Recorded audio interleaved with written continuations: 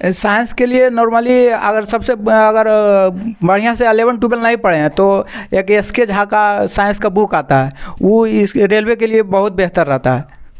Air force में 1-2 बार result भी हुआ लेकिन इंटरव्यू नहीं हो पाया था। इसके बाद मैंने एसएससी और रेलवे का प्रिपरेशन करना शुरू किया। एसएससी में भी कई बार रिजल्ट हुआ लेकिन उसमें भी मेरिट नहीं बन पाया, और रेलवे में भी 18 में भी मेरा सिलेक्शन हुआ था ग्रुप डी में, एनटीपीसी में। मॉक टेस्ट मारना और उसका सोल्यूशन करना बहुत ज़रूरी है। मॉक टेस्ट मारिए लेकिन उसका सोल्यूशन भी डेली करिए। मॉक टेस्ट बुक से दिए थे और एक ऑफलाइन दिए थे प्लेटफॉर्म बुक का, वही दो चीज़ से मॉक टेस्ट मारते थे। बिगनर है तो आराम से कर सकता है, अगर सीरियसली तैयारी करेगा तो आराम से 4-5 महीना में इसका तैयारी हो जाएगा। इसमें कोई खास नहीं है, सिर्फ मैथ, रीजनिंग और जीके है, तो उसमें 4-5 महीना में इनफ समय है इसके लिए। नमस्कार दोस्तों, आप सभी का डोमिनेट कम्युनिटी में स्वागत है। दोस्तों आज के वीडियो में हमारे साथ है विक्की जी, तो इनसे जानेंगे, इनका सिलेक्शन हुआ है ग्रुप डी में, तो इनसे जानेंगे क्या स्ट्रेटेजी थी। तो चलिए इनसे जानते हैं। सबसे पहले अपने बारे में बताइए। मेरा नाम विक्की कुमार हुआ और मेरा घर गया बिहार हुआ। अभी फ़िलहाल मैं ग्रुप डी पर पॉइंट्समैन पोस्ट पर हूँ। विक्की जी, सबसे पहले आप बताइए कि आपका रेलवे की तैयारी करने का जुनून कहाँ से आया था? मतलब सबसे पहले आपने और भी एग्ज़ाम दिया था या फिर रेलवे ही चुना? नहीं, देखिए सबसे पहले मैं जब इंटर पास किया तो उसके बाद मेरा इच्छा डिफेंस में जाने का था, तो मैंने एयरफोर्स का तैयारी किया। एयरफोर्स में 1-2 बार रिजल्ट भी हुआ लेकिन इंटरव्यू नहीं हो पाया था। इसके बाद मैंने एसएससी और रेलवे का प्रिपरेशन करना शुरू किया।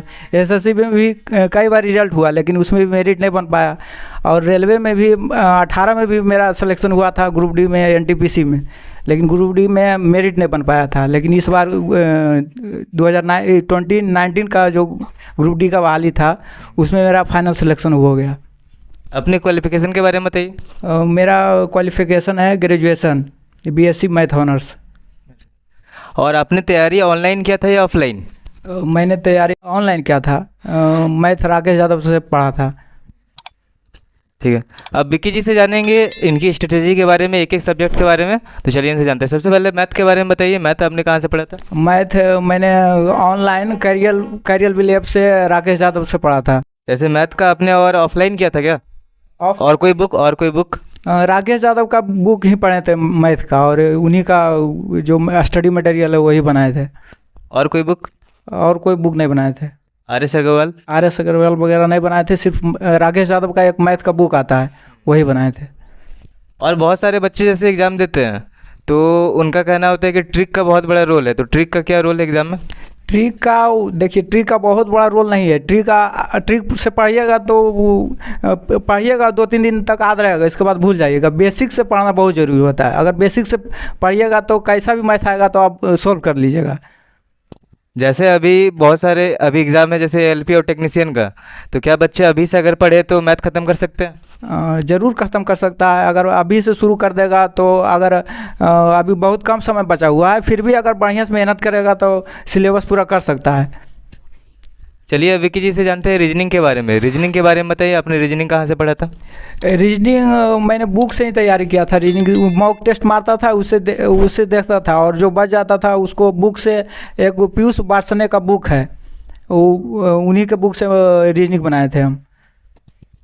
और रीजनिंग के लिए कोई मॉक टेस्ट भी मारते हैं? रीजनिंग फुल मॉक टेस्ट मारते थे, उसी में रीजनिंग मैथ सारा कुछ रहता था, जीके वगैरह, और उसी का मॉक टेस्ट मारना और उसका सोल्यूशन करना बहुत ज़रूरी है। मॉक टेस्ट मारिए लेकिन उसका सोल्यूशन भी डेली करिए। मॉक टेस्ट आपने कहाँ से दिया था? मॉक टेस्ट बुक से दिए थे और एक ऑफलाइन दिए थे प्लेटफॉर्म बुक का, वही दो चीज़ से मॉक टेस्ट मारते थे। तो दोस्तों आप लोग भी अगर टेक्स्ट बुक से सब्सक्रिप्शन लेना चाहते हैं तो लिंक मैं आप लोगों को डिस्क्रिप्शन में दिया गया है, उससे आप लोग को 20% का डिस्काउंट मिलेगा। अब साइंस के बारे में बताइए। बहुत बच्चे का साइंस रहता है कि साइंस मेन फैक्टर है, तो साइंस कहाँ से पढ़ें? देखिए सर, साइंस का जो हमको कहना है, हम साइंस किसी टीचर से नहीं पढ़े हैं। हम 11-12 में जो पढ़े थे उसी का हम रिवाइज करते रह गए, और बुक लुसेंट का सिर्फ पढ़े हैं, बस उसी से मेरा साइंस कंप्लीट हो गया है। साइंस में कौन कौन क्लास से आता है क्वेश्चन? साइंस में बेसिकली फिजिक्स से रहता है और बायोलॉजी से, और थोड़ा बहुत केमिस्ट्री से भी रहता है। कौन से क्लास का? 10 तक। ग्रुप डी के लिए 10 तक इनफ है। 10 तक का साइंस इनफ है ग्रुप डी के लिए। मतलब 6 to 10? हाँ, 6 to 10 तक। और साइंस के लिए कोई बुक? साइंस के लिए नॉर्मली अगर सबसे अगर बढ़िया से 11-12 नहीं पढ़े हैं तो एक एस.के. झा का साइंस का बुक आता है, वो इस रेलवे के लिए बहुत बेहतर रहता है। जैसे आप अभी कौन सी एग्ज़ाम की तैयारी कर रहे हो? और अभी तो हम फिलहाल एससीसी का तैयारी कर रहे हैं। जो समय बचता है ड्यूटी करने के बाद, जो भी थोड़ा बहुत समय बचता है तो अपना प्रिपरेशन में देते हैं, लेकिन मेरा समय नहीं के बराबर इसमें बचता है। मैं इसमें ग्रुप डी में खास करके पॉइंट्समैन के लिए यहाँ 12 घंटा का रोस्टर है। हाँ, 12 घंटा के रोस्टर में समझिए कि हम आज सुबह में, कल सुबह में गए थे, आज सुबह में हम 8 बजे सुबह में गए, शाम में गए थे, सुबह में आए हैं। और उसके बाद आने के बाद देखिए हम अभी खाना बना रहे हैं, खाना बना के खाएंगे, फिर सूतेंगे, फिर शाम में उठेंगे, फिर जाना। डिपार्टमेंटल और कोई कर रहे हैं क्या? डिपार्टमेंटल का जॉब का कोई और? डिपार्टमेंटल इसमें रेलवे में डिपार्टमेंटल आता है, तो अभी तो फिलहाल आया नहीं, हम लोग को अभी नया नया आए हैं, लगभग 3-4 महीना हुआ है। तो एक इसमें जीडीसी होता है, एक एलडीसी होता है। एलडीसी तो 2 साल के बाद भरा जाता है और जीडीसी भर सकते हैं, लेकिन अभी तो फिलहाल कोई डिपार्टमेंटल का ऐसा वैकेंसी नहीं आया है। अगर आएगा तो भर के चाहेंगे कि यहाँ से जल्दी निकल जाएँ तो बढ़िया रहेगा। इससे पहले आप कौन कौन से एग्ज़ाम दिए? ये देखिए, इससे पहले तो हम बहुत सारे एग्ज़ाम दिए हैं। शुरू से हम बताएं तो मेरा एयरफोर्स में भी सिलेक्शन हुआ था, 2 बार हुआ था। एक बार तो इनरोलमेंट लिस्ट से बाहर हो गए थे, दूसरा बार ग्रुप डिस्कशन इंटरव्यू होता है उसमें बाहर हो गए। इसके बाद हम डिफेंस को छोड़ दिए, इसके बाद हम आए रेलवे और एसएससी का तैयारी करने लगे। रेलवे में हम 2018 में फॉर्म भरे थे, उसमें भी ग्रुप डी में सिलेक्शन हुआ था, लेकिन मेरिट नहीं बना था, दौड़ वगैरह सब कुछ हो गया था। गुवाहाटी बोर्ड था मेरा, और टेक्नीशियन में भी वही बात हुआ था। और इसके बाद एसएससी में भी मेरा 2-3 बार एमटीएस में हुआ था, एक बार सीजीएल में हुआ था, उसमें भी सिलेक्शन नहीं हुआ। और फिर इधर इस बार जो ग्रुप डी 2019 जो आया, उसमें मेरा ग्रुप डी में फाइनल सिलेक्शन हुआ। एनटीपीसी में भी मेरा रिजल्ट हुआ था, उसमें भी फाइनल सिलेक्शन नहीं हुआ, ग्रुप डी में हुआ, तो इसी में अभी कर रहे हैं जॉब। जैसे अभी फॉर्म आया हुआ है एएलपी टेक्नीशियन का, तो बहुत सारे बच्चे पढ़ रहे हैं, तो एग्ज़ाम के टाइम बहुत सारे नर्वस हो जाते हैं, जो क्वेश्चन आता है उसको भी छोड़ देते हैं। नर्वसनेस को कैसे दूर करें?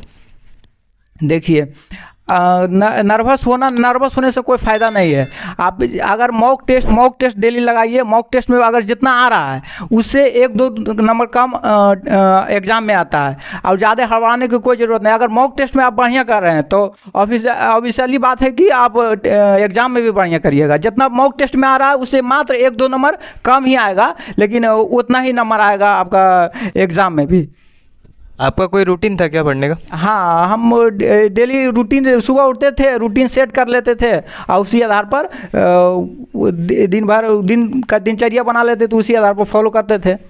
रूटीन जैसे कभी कभी डेली फॉलो नहीं हो पाता, क्योंकि घर में कुछ काम पड़ जाता है किसी का, या फिर कोई मेहमान आ जाते हैं, तो उसको कैसे मैनेज करें? देखिए, ऐसा बात नहीं है कि डेली फॉलो ही हो। परिस्थिति अलग, हर दिन का अलग अलग परिस्थिति होता है, उसको हमको मैनेज करके ही चलना पड़ेगा। घर को भी देखना पड़ता है, इसलिए सब चीज़ को मैनेज करते हुए अब ज़्यादा से ज़्यादा भरसक प्रयास करेंगे कि हम अपना रूटीन को फॉलो करें। स्पेशली मैथ के लिए कितना समय देना चाहिए एक दिन में? मैथ के लिए देखिए, पहले मैथ का प्रिपरेशन कंपटीशन का प्रिपरेशन कर रहे हैं तो एक बार मैथ का कोर्स ले लीजिए, और एक बार कोर्स कंप्लीट करके और उसका रोज़ 1 से 2 घंटा उसका रिवीजन डेली करिए। इसके बाद आपको दिक्कत नहीं हो, और मॉक टेस्ट डेली लगाइए। और साइंस के लिए कितने घंटे पढ़ें? साइंस के लिए साइंस कोई एक बुक फॉलो कर लीजिए। जैसे हमको बेहतर बुक लगा है एस के झा का साइंस का बुक, वो बहुत बढ़िया बुक है, खास करके रेलवे के लिए। तो उसको कम से कम 2 घंटा डेली बेसिस पर 2 घंटा अगर दीजिएगा तो बहुत बढ़िया से कवर हो जाएगा।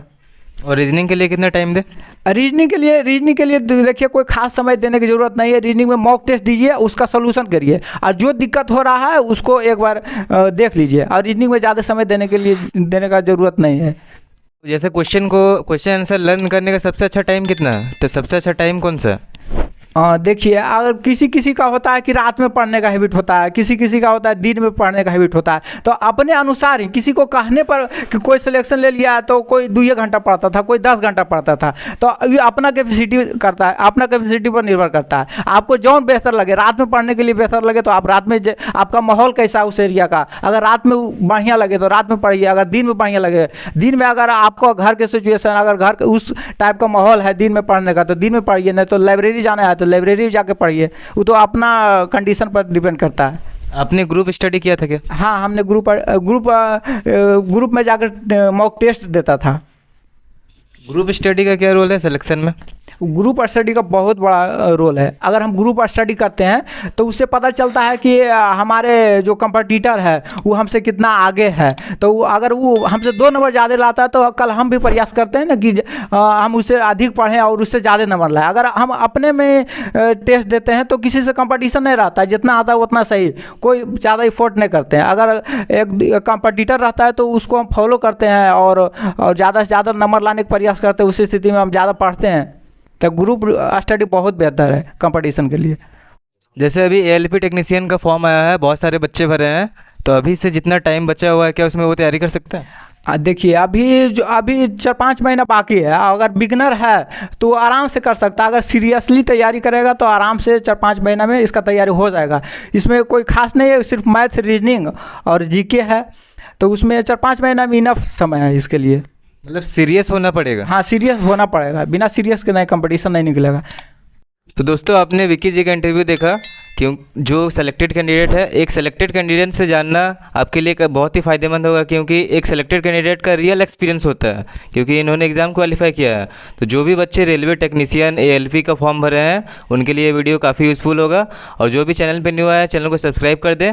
तो विक्की जी का बहुत बहुत धन्यवाद हम लोग के लिए समय देने के लिए। धन्यवाद विक्की। धन्यवाद सर।